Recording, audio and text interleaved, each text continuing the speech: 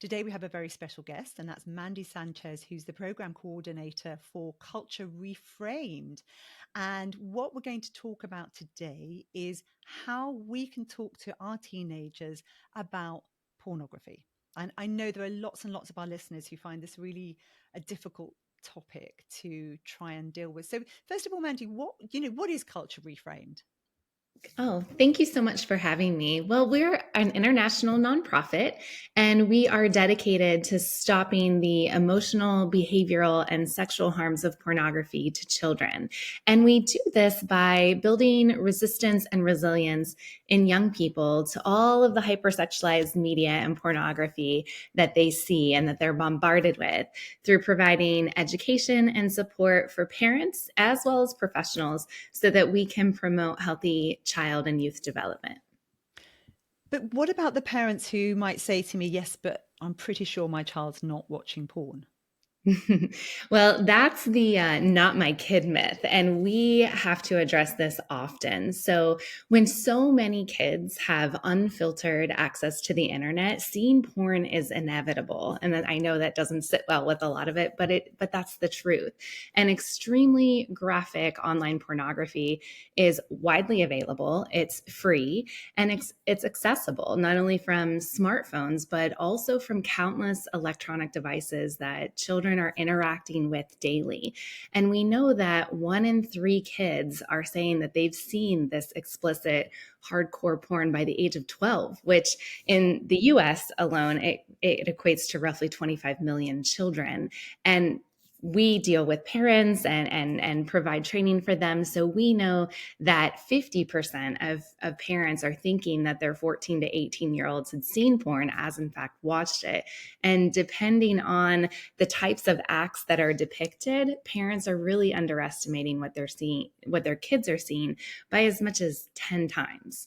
So we know that they see it accidentally. So we often get asked like, well, okay, well then how do they see it? Like I'm not showing them this in the house, or there's filters or blockers, but we know that studies show that kids often see porn accidentally or unintentionally. And 50% of kiddos are reporting having seen porn before the age of 13. And depending on the studies, the average age of first exposure to pornography is about 9 to 11 years of age. But anecdotally, we're finding kids as young as 6 or 7 reporting exposure. This is really quite horrific. Mm-hmm. Um, and I think back to my childhood, just to put it in context, and I'm very old, but this was not available. This was, Right, if there was any porn, it was very soft and it was on the top shelf in a magazine shop. right. And it would be very unusual to access Mm-hmm. even soft porn, unless there were kids who had that in their house and their parents used Right. it. So things really have shifted a lot. But for parents who might say, well, it's not, it's inevitable, they're going to watch it, there's Mhm. nothing I can do. What would you be your response to that? Well, this may be true that it is inevitable, but the question really isn't if not when, if not when they will discover porn. So when they have, like you said, this unfiltered access, it's no longer going into these standalone shops or looking at a magazine. Like that's not the definition of pornography that we're looking at, right? So when so many kids have that unfiltered access to this huge thing called the internet, seeing porn is inevitable. And while it will continue to exist, we absolutely do have control over how we reframe our culture's messaging with kids. And that's what we do. And we know that young people need trusted adults to help them build this resilience and resistance to porn. So as a parent or a caregiver, you play the most critical role in offering your children alternative, healthy messages about sex that are going to talk about respect, respect for self and others. So if you want them to come to you if they've seen porn and with questions and concerns about sex, which we do, we want to be that trusted source, then we advise having conversations with them about what porn is, what are the effects, and parents can really talk to their children about how to recognize and respond to all of the harmful effects of pornography, like negative self-image, depression, anxiety, unhealthy relationships. And Culture Reframed has built courses for parents, free courses and programs for parents to help prepare them in talking with their young people. But what about the sorts of parents who might say, yes, but if I start talking about this, won't that then make them go and look for it where they may not be looking for it? Right, right. And that's an important question. And really to fully understand that reality that kids are living in, it has to be paired with this kind of second follow-up question. Do you think that if you don't talk to your kids about porn, they won't see it? Right? So we reframe it I like and that. again Yeah. talk about those studies that kids are coming to porn accidentally or unintentionally. 70% are reporting that first exposure as accidental. So someone at school or at a sleepover or an older sibling or cousin or someone in the neighborhood may show your kid porn. Or your child may stumble upon it by accident through social media platforms like Snapchat and TikTok. So when that unfiltered access is just being bombarded by kids, it's really inevitable. So not making them or talking to them about anything that could be healthy and changing that conversation. If we don't talk to kids about porn as parents or as trusted adults, then we're leaving it up to the porn industry to have that conversation. And that is definitely something we don't want to do. But surely, there's sex education in schools. We keep hearing about the sorts of things they're being taught in schools. Isn't this being done in schools? Not really. So we in the United States, we're finding that about half of American teenagers don't receive sex education that meets our national goals, and sex education standards vary by state here. So some states don't even require it in schools at all. But in the UK, a few years ago in 2020, that introduction of mandatory sex ed has led to significant increases in the number of organizations that who are developing and delivering sex ed curriculum packages. However, concerns are being raised by UK parents and caregivers, professionals, legislators, and even grassroots organizations regarding this kind of positive or neutral approach to the subject of pornography that's put forward in a lot of these resources. So rather than taking a porn critical stance in their sex ed and supporting young people's to really know and understand the implications for themselves and their relationships and society, young people are going to learn from the resources that are available to them, and that's pornography. So we really we've helped to address the need and the lack of comprehensive developmentally appropriate sex education in schools by consulting with specialists to develop a porn critical sex ed curriculum. So we have it now. It's free. It's for those working with teens about 13 and up, but it's adaptable, downloadable lesson plans, PowerPoints, presentations. Parents can take a look at it as well. But we're hoping that schools all across the world can adopt a porn critical sex education that really doesn't ignore the reality that most young people are exposed to pornography today.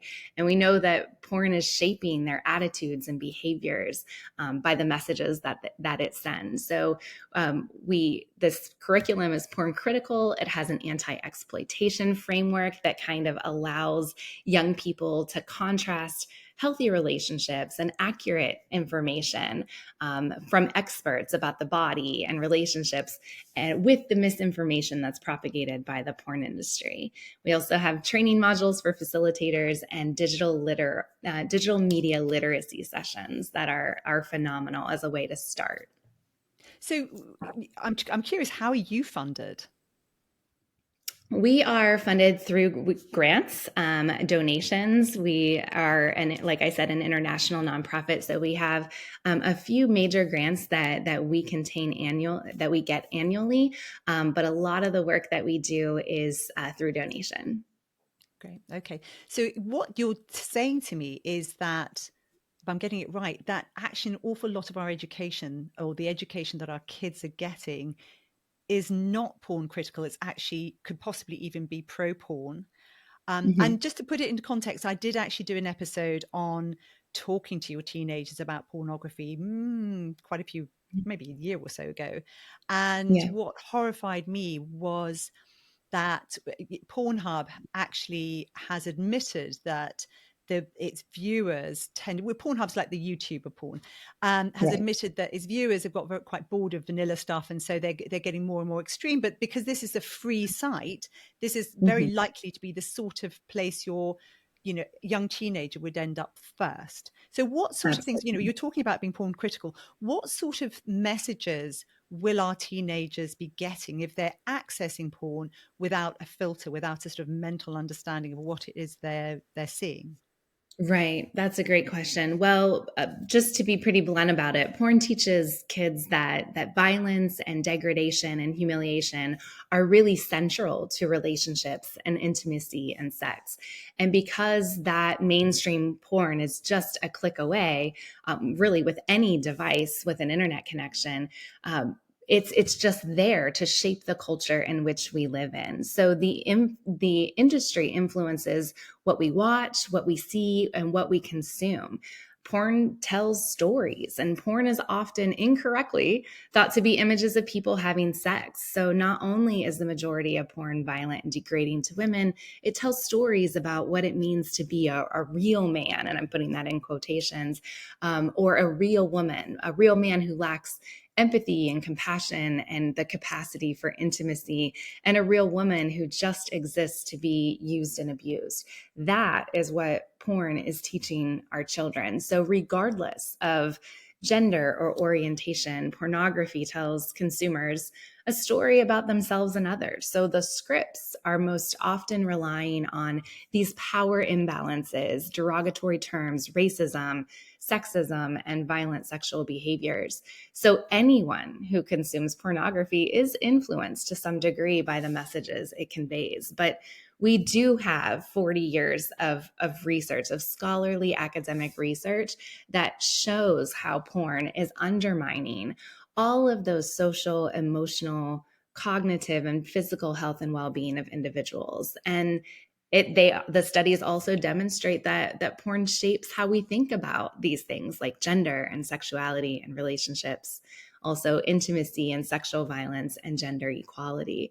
So we know the host of problems that can be associated with pornography, such as increased anxiety, depression, the decreased capacity for intimacy. It's also linked to risky and violent sexual behaviors and sexual victimization. So that's why we really want to reshape that public conversation so that we can put porn where it needs to be and view it as a youth public health issue of the digital age, rather than some moral failing or dirty secret or dirty problem of individuals or kiddos. So we're letting that research speak for itself and exposing the industry for what it is. It's very interesting because we've recently even had a member of parliament suggest on the floor that we should be providing education in schools for how to choke safely during Yeah. sex, which I find extraordinary, because it's almost as if the politicians have stepped away from responsibility, and there are no adults in the room when it comes to this. Right. Right. Because surely And this is like that's playing Russian roulette, and kids are getting the idea that you're. I mean, I've seen people talking about an uptick in the amount of kids who are trying choking or slapping or all sorts of strange things because they think that that's what you're supposed to do.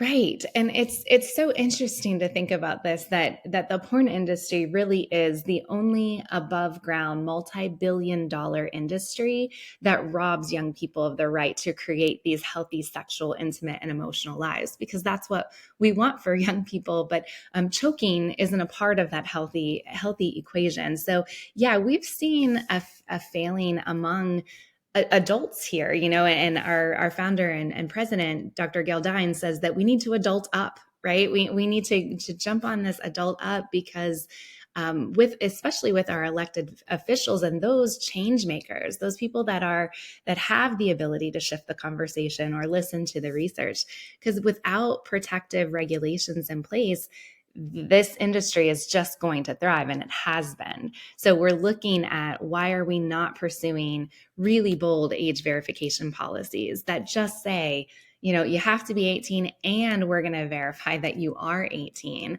And that's moving forward in places.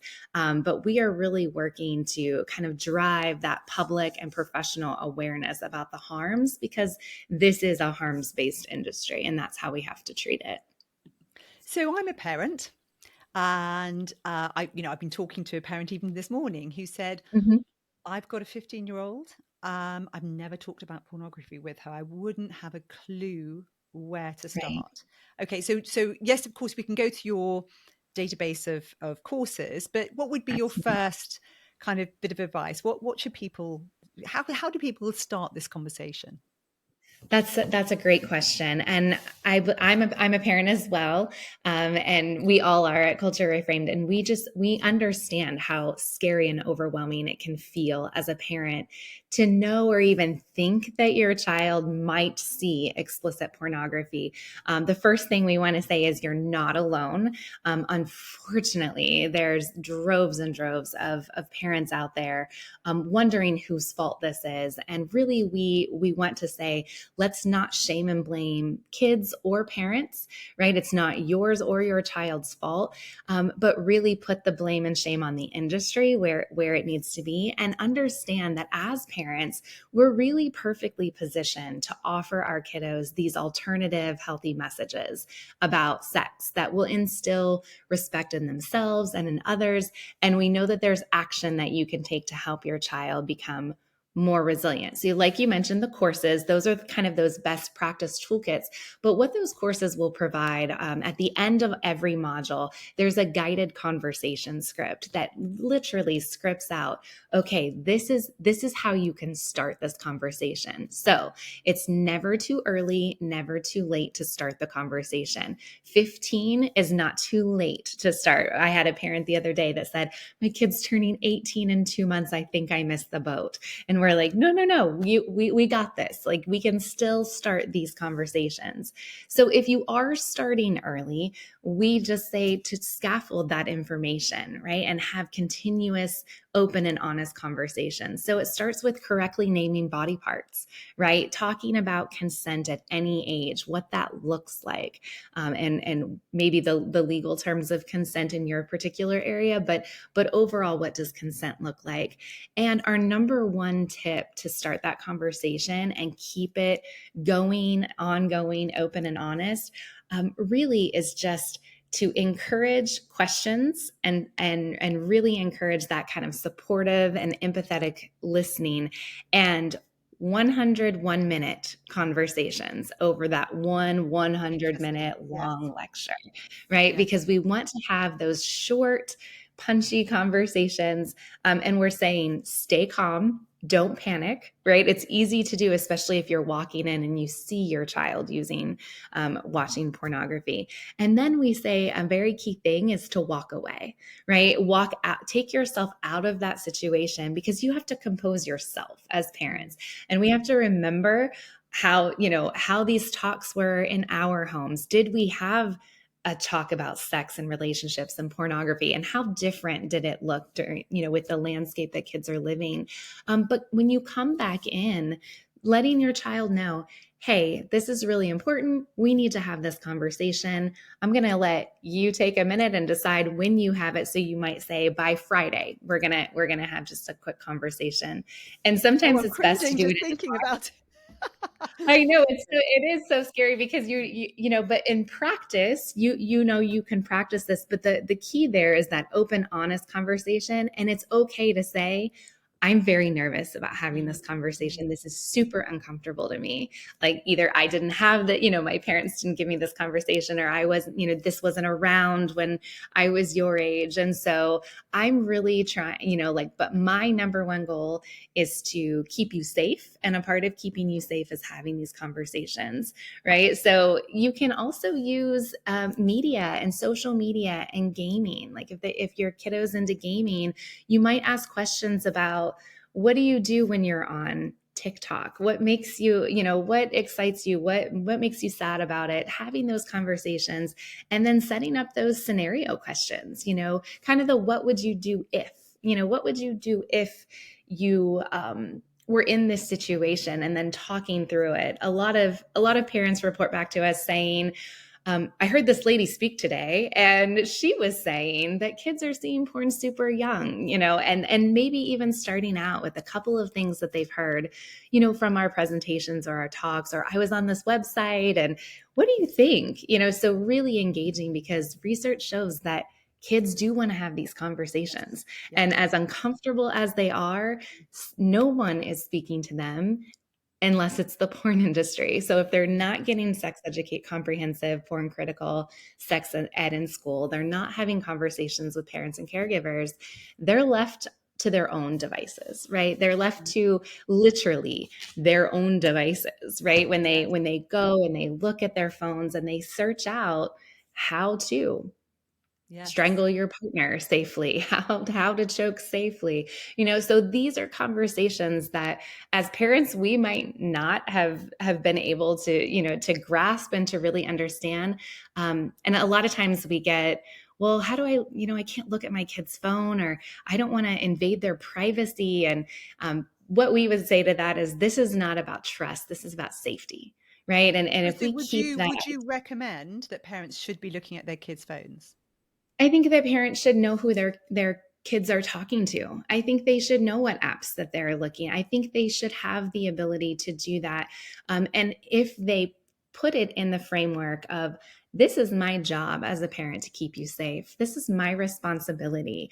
This is not about trust. I can trust you to the moon and back. However, there's ways to talk about algorithms and what algorithms do. And once kids realize that they're being pulled in and manipulated, like, teenagers don't want to be manipulated. And as soon as they find that out, they start to, I don't, like, that's not what I want to do.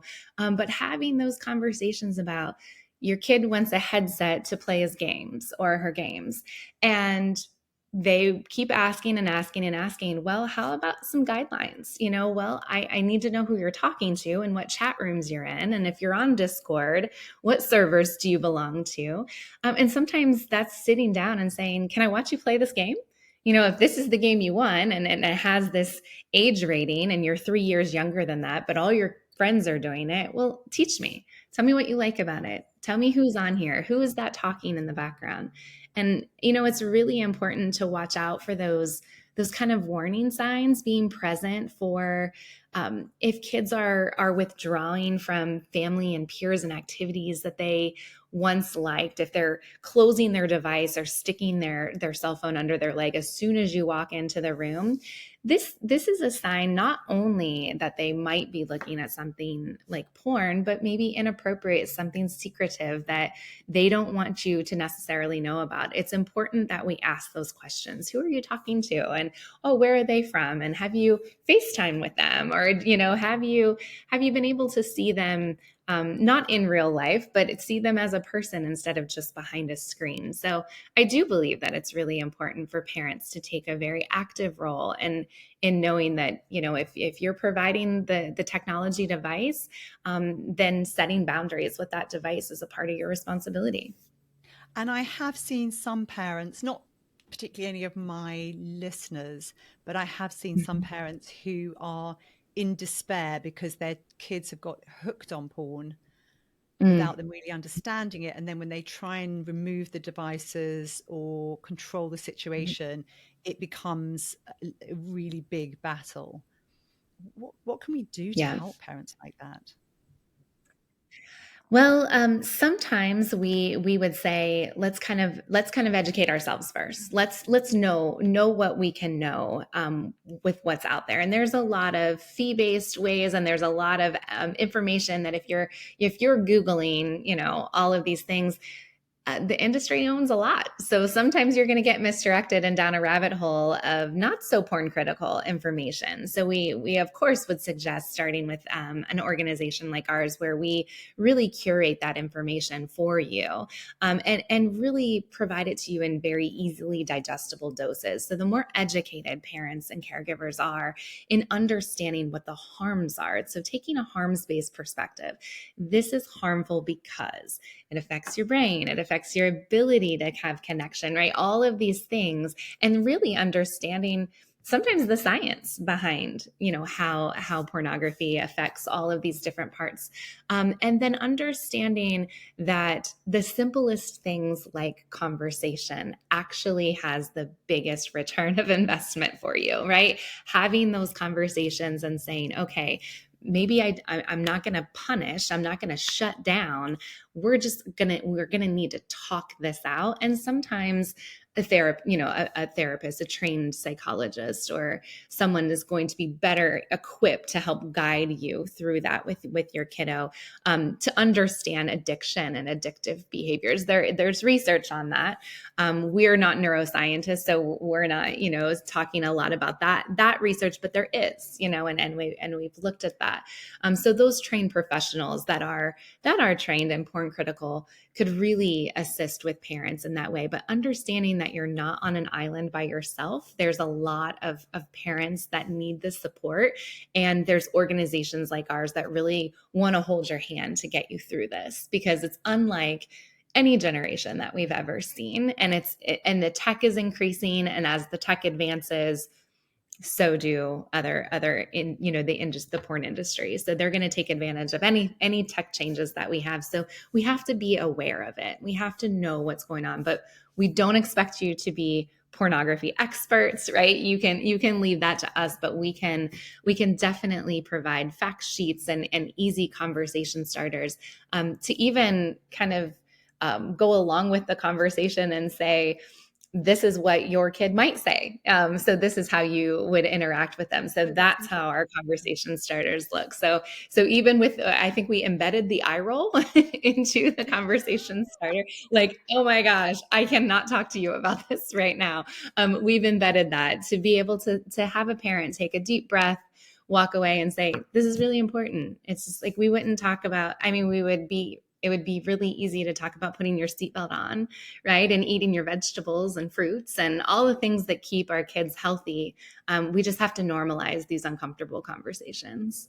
Yes, on that note, I think that absolutely sums it up. It's exactly the sorts of things we talk about all the time. We talk about making sure that they don't feel judged, making sure that they feel that they can talk to you about anything, no matter how uncomfortable we feel, because our kids will come to us with things that make us just want to curl up and die. And if we need to take a minute, I love that advice that we can actually step away, give yourself a little bit of time, and even maybe say, should we arrange a time to talk about this? But we do need to talk about it.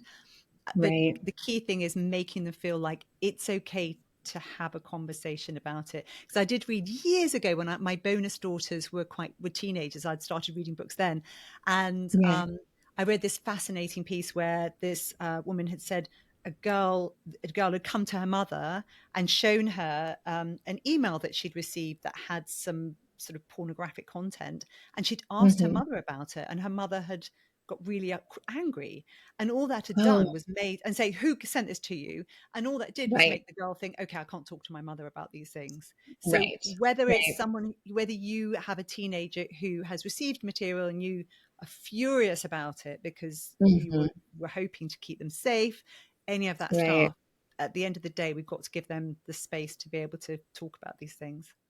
Yes, love it. Absolutely. I think as parents, and I know this, I have a tween and a teen right now. It's very, very difficult time in my household. But it's so important to be that space and to be that safe and knowledgeable space, but also kind of in a non-punitive way. Like, I know that our knee-jerk reaction is to say, give me your phone, give me your tablet, I'm shutting off the internet, you're not going out of the house. That's not going to work. Even if you do take away their phone, they're going to have access through their Chromebooks at school or Yeah. their friends' phones, or you're not going to be able to put that bubble around them like we want to as parents. So in order to, like you said, in order to keep them the safest possible, we got to be educated. We got to provide that space for ongoing conversations, and we need to check back in. One is not enough. We can't have this one and done conversation where we're like, "Ooh, that was great. I feel good. I said it. I'm never going to have to do that again. Thank you." And then we walk away, and 2 years later, there's all new tech, there's all new things that are happening. So this kind of regular check-in, and that check-in could just be Cardi B's new song. And did you hear that? And the lyrics, or what does that mean? I heard my 11-year-old just singing, singing, singing away. And I stopped for a second. We were driving. I turned it down and I said, do you know what that means? And of course, he was like, and no. And so that was a way to start this I conversation. Like, like well, that. when they say this in a song, this is what that means. And of course, his face was super contorted, super red, and was like, oh my gosh, I can't listen to that song anymore. But it's one of those things. Or seeing billboards or commercials or watching a game at halftime shows, or whatever it is, to get that conversation moving, because they are being bombarded by that. And I had a friend of mine say, I just wanted to know what TikTok was all about. So we sat together and we looked at videos and we talked about how you kind of create this feed where the algorithms are going to target you for positive things, because the minute you start down this rabbit hole, this is what this is what you would get. So, and it's really interesting to, your kids want to teach you, let them Yeah. teach you, let them be the expert. Sit back and say, tell me everything you know about Discord, and what are the good things, and why do kids like it, but what could be some of the dangers of this particular app and this platform. And they will school you all day long, because they are so used to being lectured to, that it's kind of good to show an interest in what they're doing and let them be the expert, because they really are. I love that. I love that. Yeah, wonderful, wonderful advice there. Thank you so much, Mandy. I really Yes, appreciate you joining us. And hopefully, sure. if any of our listeners want more information, where can they find you?